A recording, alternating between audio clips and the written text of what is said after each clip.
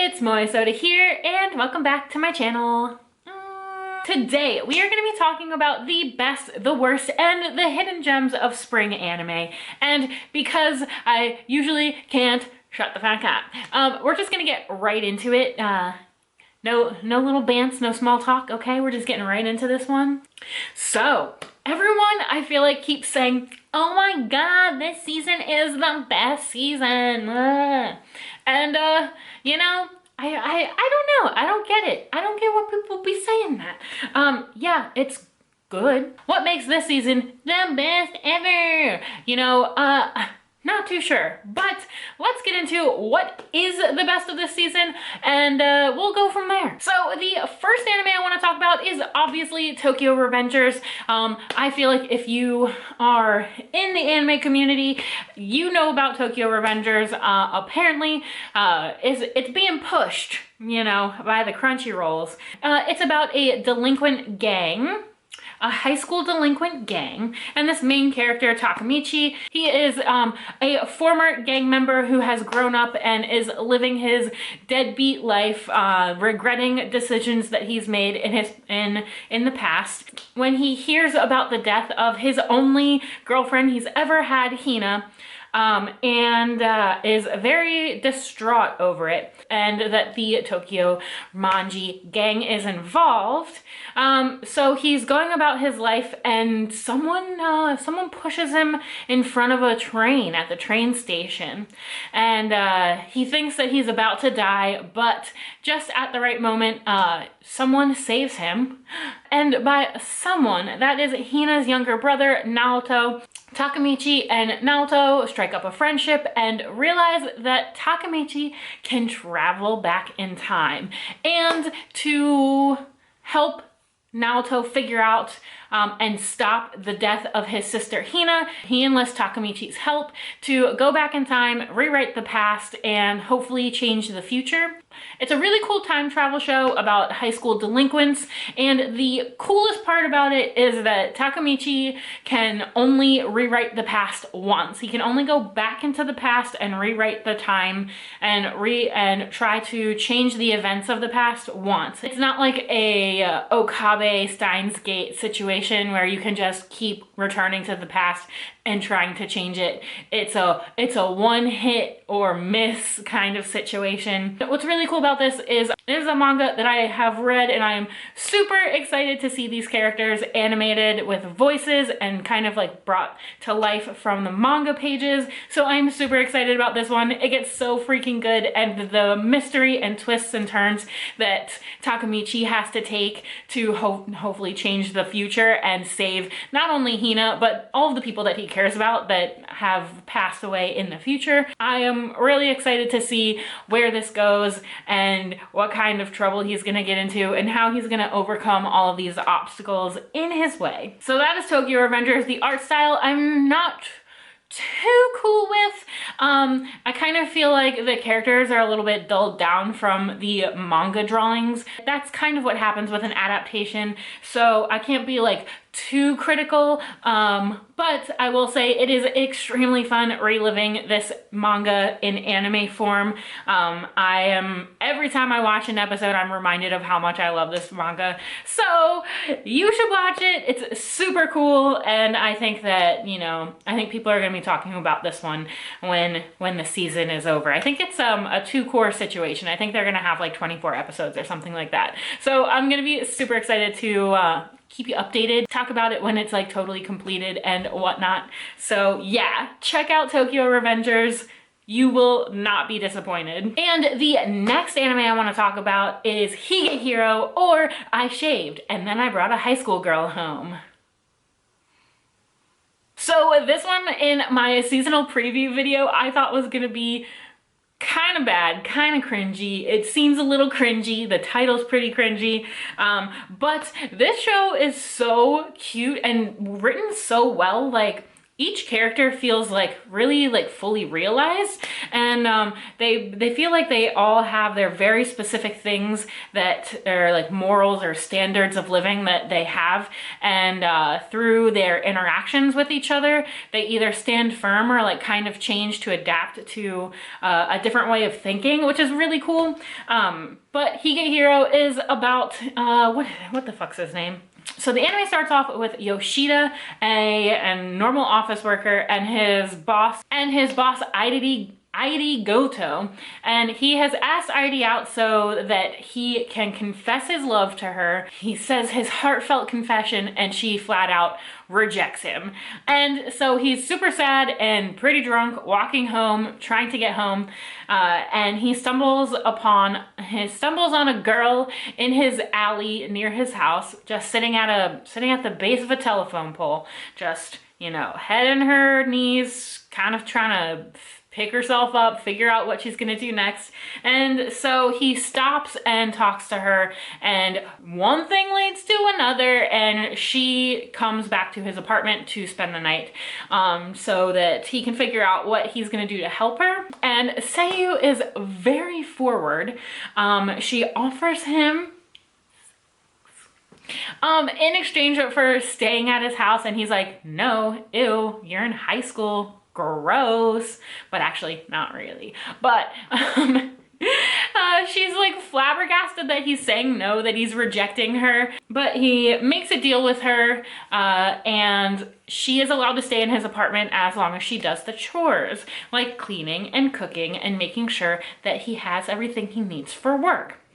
Weird, I know. So Yoshida goes to work the next day, and everything has changed in his life, and his coworkers can tell that something is different, and they keep thinking that he's gotten a girlfriend, and he's like, I didn't get a girlfriend, swear to God. But people are kind of wondering what happened to him. His clothes are nice and ironed and pressed. He has lunch. He's not staying late after work. He's getting on like the first train home so that he can go home and make sure Sei is okay. The whole thing about this show is that it's kind of weird that she's in high school and they're not dating, because Yoshida is making it very clear that he does not want to have a relationship with her. He doesn't want to be sexually involved with her in any way, because she is so young, and you know, and she keeps just throwing herself at him, and he is like, you need to have higher standards, because all these people, oh yeah, all of the men she's stayed with up until this point have wanted sexual favors from her. And that's basically all she knew of how to live and get by in Tokyo after running away from home. So she keeps throwing herself at him, and he's like, can you please stop, woman? Because you're attractive, but you're also like a little sister to me, and I need to watch over you as a guardian and not have sex with you. You need to have higher standards of who you let into your body. You know what? Great message, great message. You know, because usually in these rom-coms, you see this crazy love happening between someone who is very old and very young, and it's kind of taboo, and it's not done in a good way that like reflects great on those kinds of situations, because you know what? You know, love has no age. Sometimes you love someone and they're way older than you. You know, my aunt and uncle are 18 years apart, and I don't think there's anything wrong with that. But there is something wrong with that when the girl is underage, which Seiyu is. So, you know,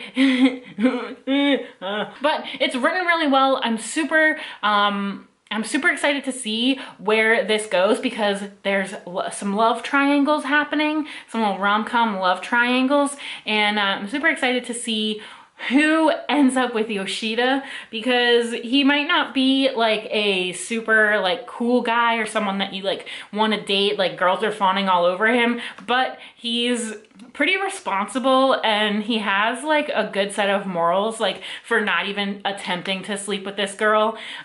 So I'm excited to see who he ends up with, but I secretly want him to hook up with Mishima, because she is so freaking cute. It's his, I think they're peers, or maybe he's like kind of like a supervisor and she's like under him, and not like that though. But she's like super invested into what's going on in his life. She has a crush on him, and it's really freaking cute. And I think her hair is super cute. And who else is really cute? Oh, so Sayu gets a job at a convenience store because she's like, I need to get out of the house. I think I should have a job. I need more responsibility or whatever. And Yoshida's like, yeah, sure, whatever, go ahead.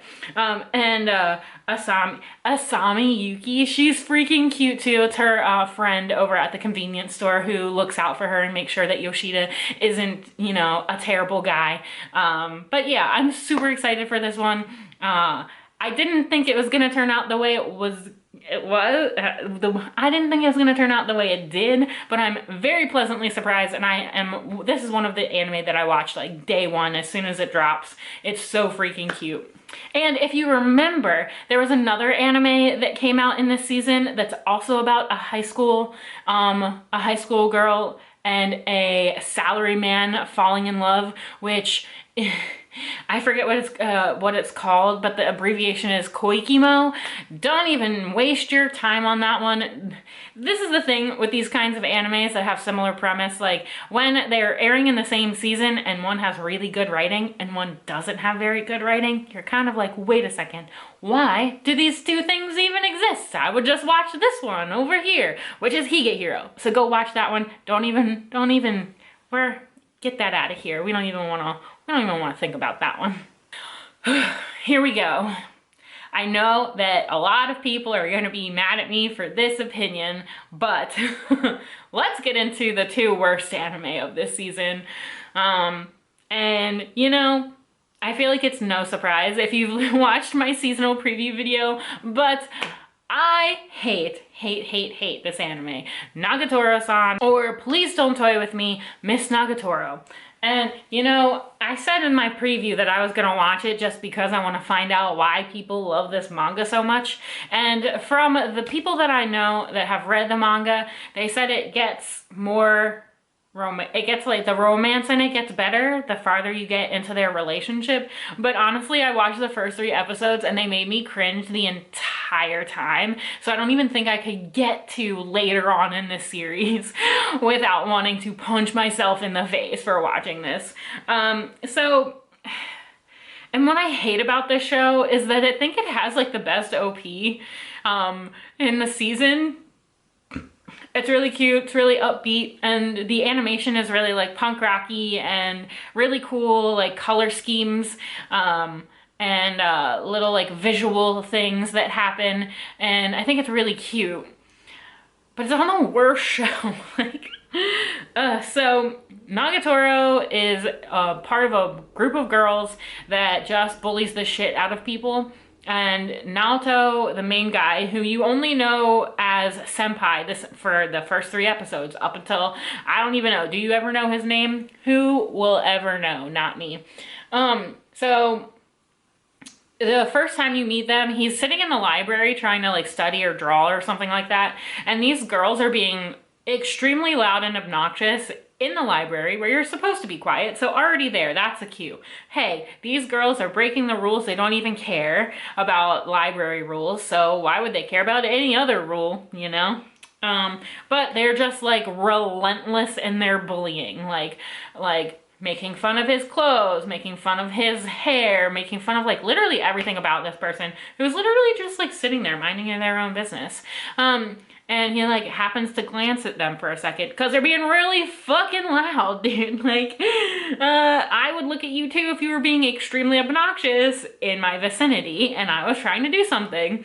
But so they just bully the shit out of him. And all of the situations that happen in this after the first encounter, so basically, Nagatoro is in this group of girls. The group of girls are relentless. They bully him, whatever. Okay, that's a pretty normal situation. But any situation after that is usually just not like Naoto and Nagatoro in the art room or wherever club room he goes to after school or during lunch or wherever he like hangs out, and it's basically her just suggesting that they do something and then making fun of him for things he does the entire time they're doing the thing that she suggested. So like she'll be like, oh, you should draw me. Let me model for you. You draw, don't you? And then he'll sit there, he'll draw her, and then she'll just like make fun of his drawing the entire time. Your perspective's off. You couldn't even draw the area in between my thighs, blah. And I'm just like, bitch, like, who are you? You're the one that said, let's do this, and then make fun of this person for doing the thing that you suggested doing? Like, what? I feel like this is a situation, this is an anime only situation. This could only happen in anime where a character gets relentlessly bullied and kind of has Stockholm syndrome for his bullier, and just like thinks that not only does he think that she's not that bad, he thinks that she might actually like him, which there are things that make you hint that hint at that in the anime, but I don't know. If it were me and someone kept relentlessly bullying me, like making me feel so bad that I cried in front of them, I wouldn't think they would ever like me, ever, in a million years. I'd be like, okay, that person really fucking hates me.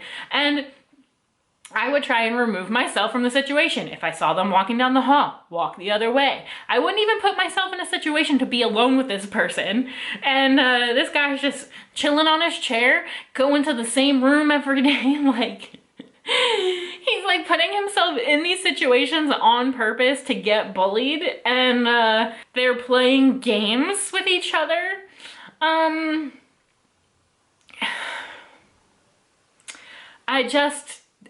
I can't. And what sucks about it is there are times when she is cute. Like, her character design is like outwardly cute, but her personality is so fucking shit. I can't even. And this poor kid just keeps getting bullied and bullied and bullied and thinks that she likes him. She might hint at that. She might not let other people mess with him or bully him, and she's the only person that can do that. But literally, I would go get you someone that's gonna treat you right. Like, Jesus Christ, like. And she's got a stupid lip fang. We all know, real fang or no fang. None of that. None of that lip fang, skin fang, no. If you are a character designer, please draw a real fucking fang. And she has a stupid cat face, like she's being mischievous all the time. I freaking hate how loud she is. And, you know, at least Uzaki had big boobs to look at. You know what I mean? To top it all off, she speaks in that same kind of like slurry language that Uzaki-chan does, and like all of the characters that are like supposed to be like devious but cute at the same time, and I just like hate that. It's like it's like listening to like I don't know, the way she speaks is so annoying. I just can't stand it. I want to punch her in the face. No, I want to throat chop her. I want to throat chop her so she can't speak, so that she can't bully Naoto, and then I would love to show Naoto how a person is treated nicely. Like, that's all this anime makes me want to do, is shake Naoto like back and forth like a baby, and to stop hanging out with people that put you down. Like, oh, it's so frustrating. And for that, I'm not watching the show. I dropped it. I'm not watching anymore. Okay, and the next anime that is the worst anime of the season. Is that okay to say? I'm not sure. I'm sure people will enjoy this one, but I was like highly disappointed. That anime is Combatants Will Be Dispatched. And I was super excited for this one because it's by the same creator as Konosuba, which we all know. I love Konosuba. And I was super excited for a new Konosuba anime. So this is Konosuba, like, diet version, like watered down with when your ice waters down your soda and it goes flat version. So it's about this secret agent number 6 and his android, I want to say babysitter, basically. The corporation's called the Kisaragi Corporation. So the Kisaragi Corporation enlists these two to go to this planet and try to conquer the planet so that they can have more space in their arsenal. And this is supposed to be a mission that can change the fate of the world. So they send their best agents to the planet to kind of overthrow the planet. They meet a bunch of people that they acquire in their party, and they go around trying to defeat whatever thing they have to defeat next. Which, like, would be fine if, like, any of the characters were interesting enough for me to want to watch. Like, number 6 is just, like, a pervert and mischievous, and his android that he has with him is just basically a tsundere lolly. These are all just tropes that have been rehashed before, and you know, you can point out, like, you can probably pick out which characters are like versions of Konosuba characters, but the entire time I'm thinking, wow, I could just be watching Konosuba and it would be way funnier, and the characters would interact with each other better. So this one, I really wanted to like it. I went in, I guess not with like high expectations, but I went in thinking like, okay, this is gonna be a comedy anime, and it's probably gonna be some kind of like isekai situation, which like it is and it isn't, but they're just diet watered down character tropes that I've seen before, and the writing isn't all that great. The characters, I don't want to know if they conquer the place. I don't care if the corporation like gets rule over this planet. It's just like one of those things where like, yeah, it's cool, but also there are like 10 other anime that are better than this one. So I don't know. And maybe that is just me coming off of the Mugen Train high and the Yasuke low. So I'm kind of like a little bit in like over anime. I'm over bad anime. And so if an anime doesn't hit me real quick, real hard, I'm probably not going to spend too much time on it. So I've dropped a lot of shows this season. If you were thinking about checking this one out, obviously go ahead, check it out, form your own opinion on it. But as a person who loves Konosuba and loves the characters of Konosuba and the comedy in Konosuba, this one just like didn't hit for me. So it is what it is. And as to not end on a down note, because who wants to be a downer, you know what I mean? Let's talk about some hidden gems of this season. And hidden gems are, you know, those anime that aren't very popular, but have some nice quality to them. And I don't think a lot of people will check these ones out. And I was going to talk about 2, but, you know, maybe I'll still talk about 2. We'll see. We'll see how I feel.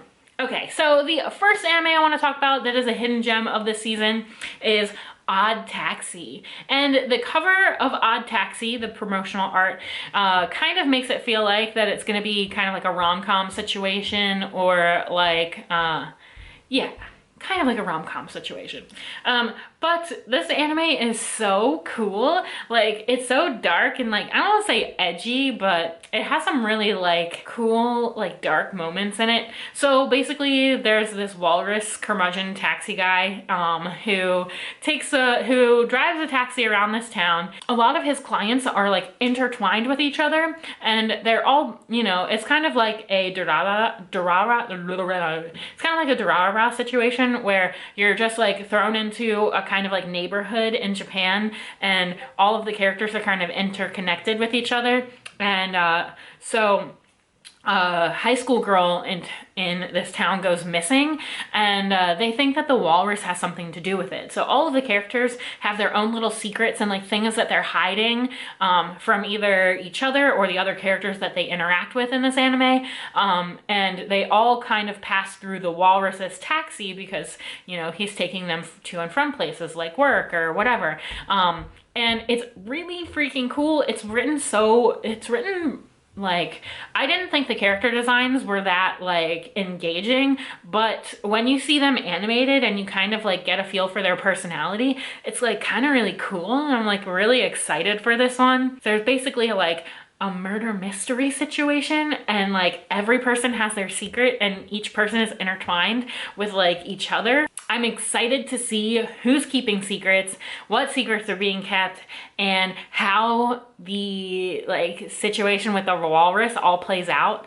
because there's like an idol group involved. There's like police, there's like a police situation where two brothers are police officers, and one of the brothers is trying to keep stuff from the other brother, but the other brother knows that he's trying to keep stuff from him. There's like Yakuza things, and then there's like a llama that is falling in love with the walrus guy, the walrus taxi man, and I'm just like kind of like curious about everything in this anime.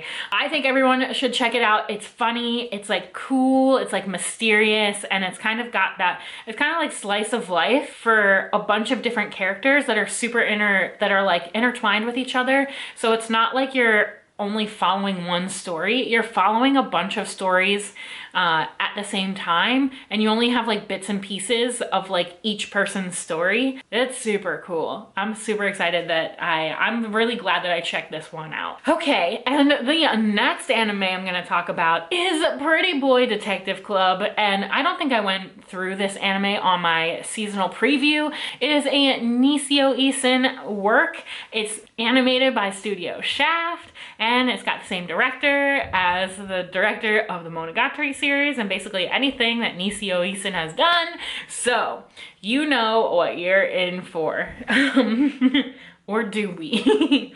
So basically Pretty Boy Detective Club is about a after-school club where you need to be pretty, you need to be a boy, and you need to be a detective. And there's a fourth little secret rule where you need to be a team. But so the anime starts out with a girl who had promised her parents that she wanted to be an astronaut. She saw a star in the sky on one of their vacations when she was younger, and she was trying to search for the star, and she couldn't find it anywhere in the sky. She looked for so long, years, like 10 years. She's like 14 now, and her promise to her parents is about to expire. So basically she promised, if I don't find this star by the time I'm 14, I'm gonna give up on my dream of being an astronaut. So she enlists the help of the Pretty Boy Detective Club to help her find this star.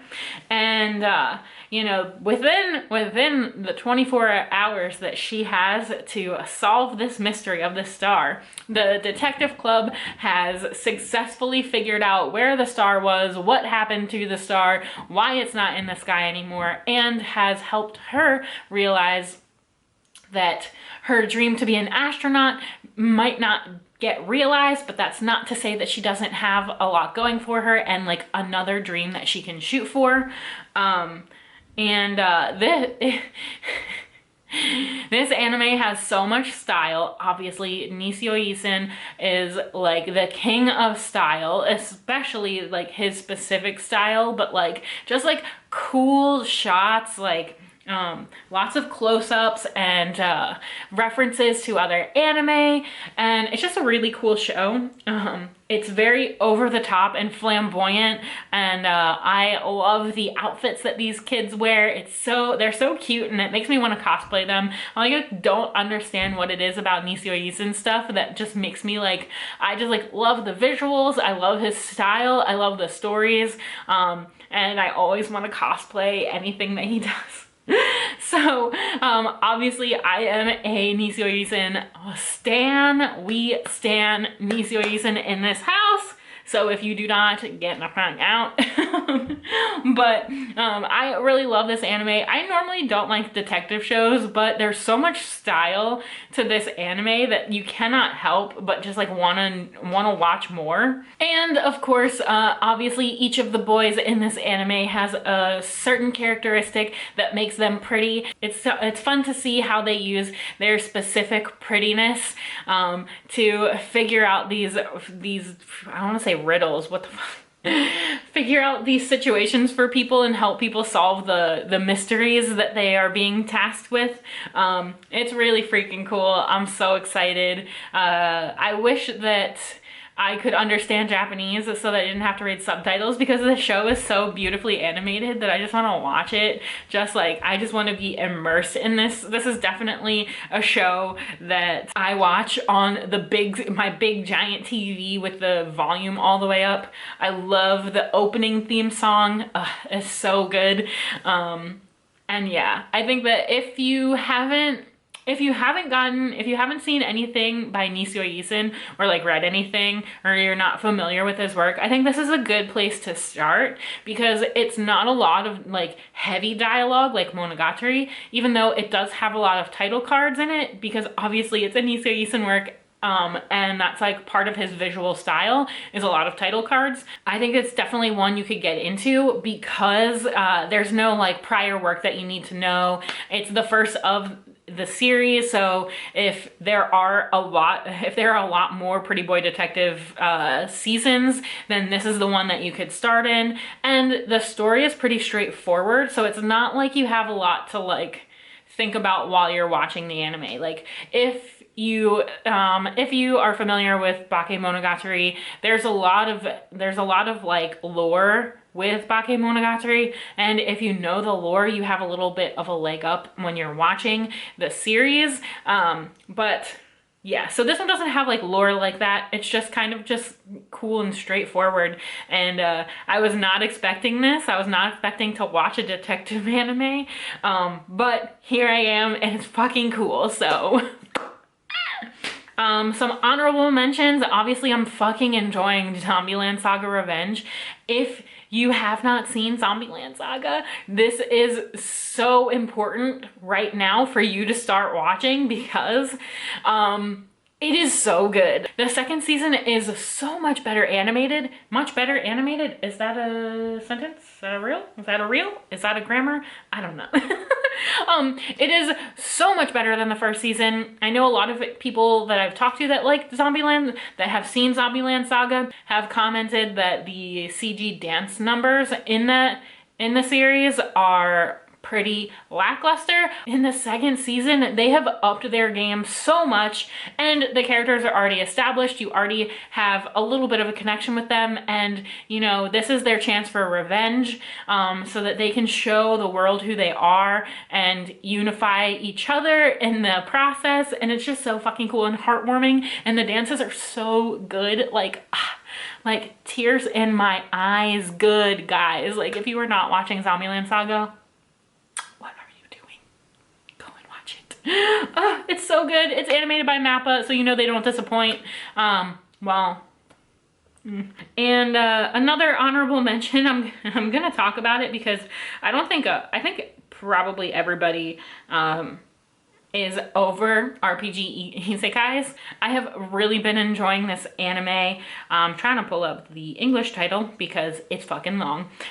Full Dive, the ultimate next-gen full dive RPG, is even shittier than real life. And I've been loving this anime. Right now I think it has a 6.63 on Mal, which is kind of low, but this is a really cool anime because this boy tries to buy this brand new VR MMO, and he gets in line to buy it, but then realizes that he doesn't have enough money. So on the walk home, he goes into this like weird rundown game store, and he asks the clerk there if they even had the game that he wanted to buy in stock. He said, by chance, they probably won't have it, but let me just go in and check. And obviously she doesn't have it, but she does have this other game called Kiwami Quest, and this game is supposed to be it's a 10-year-old game, but it's supposed to be the ultimate full dive RPG because it's supposed to replicate like pain and feeling and like all 5 senses. It's supposed to replicate like hunger, like things like that you wouldn't normally get in a VR MMO. It's supposed to be almost like real life. Like, it's supposed to be the closest thing to real life you can get in a video game. But the thing about the video game is you don't get any do-overs. You don't get to like save and quit and continue your game from a save point. you get one shot in this game, and he ends up murdering his best friend in the game. Pretty like right when the game starts, and then he gets like deemed the best friend killer. And they have like these necklaces or like bracelets that show other players what your title is, so everyone knows that he's the best friend killer. So it makes it extremely hard to start this game, and the only way that you can restart the game is if you buy another console. But of course, the guy couldn't even purchase this, the newest VR MMO that he wanted to purchase, so he had to purchase this game. So it's not like he can buy another console to restart the game. So he continues playing. He meets up with the store clerk that sold him the game because she plays the game and was like raving about it. And she's a fairy in the game, and she helps him kind of like navigate a little bit of like what he's supposed to be doing, but she's really unhelpful with it. But she's like all gung-ho about this game. She's like, yeah, this is like the best game, right? Like, isn't that cool, huh? And he's like, no, this is like the worst game ever. Why can't I restart? Blah. But I think it's really funny, and I think it's a really cool take on the full dive SAO type things. It's funny. It's kind of this anime I feel like is a little bit more like Konosuba than Combatants Will Be Dispatched, because the character interactions are pretty similar. You know, there's like the Kazuma character is constantly like getting like I don't know how to put it. He keeps like trying to advance in the game, but he keeps getting set back, and the people that are setting him back are also like messing with him the whole time.